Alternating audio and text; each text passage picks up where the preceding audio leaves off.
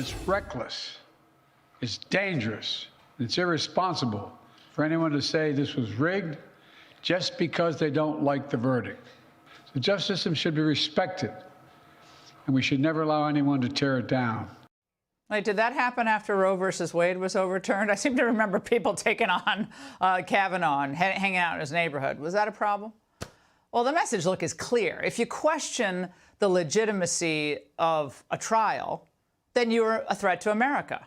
But I don't think the people are buying this. We see the so-called defenders of democracy have officially dropped their shields and picked up the weapons of lawfare. The conviction of President Trump might mark one of the darkest periods in American history, but the fight to preserve the country we love, that's ongoing. Joining me now, Missouri Senator Josh Hawley. Senator, your response, given what Biden said, it reminds me of what they said after the election, that anyone who questioned the outcome or had even concerns about some of the irregularities or the way voting was conducted, that they were threats and that they had to be followed or surveilled. It seems very reminiscent of that.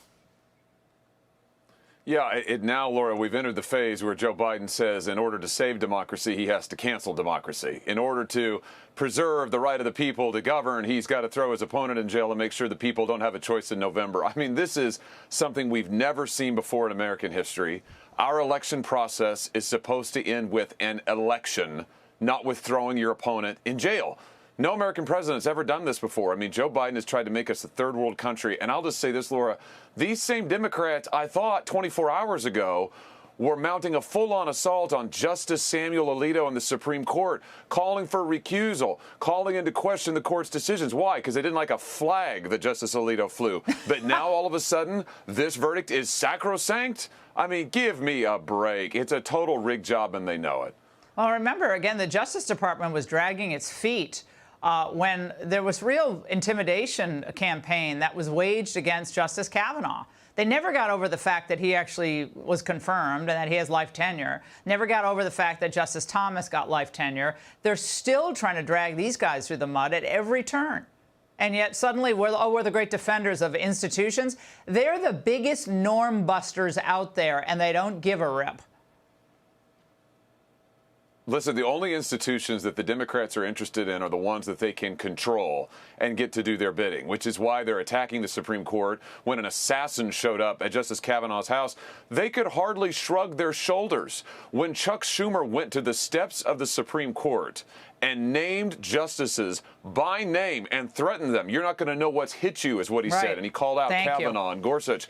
They just shrugged their shoulders. But now all this is sacrosanct. Laura, let's not have any confusion here. These people, the Biden people, the Democrats, are trying to tear down the rule of law. They're trying to bulldoze every norm in this country so they can remain in power. That's all they care about is power, and which is why the only answer to this is to win in November. And meanwhile, Senator, as everybody was focused on this, understandably, we learned yesterday that the president had okayed U.S. arms being used inside Russia, which, of course, was stunning to all of us who are actually focusing on what's happening in this Ukraine war. Your thoughts on that tonight? These people seem to want war with Russia.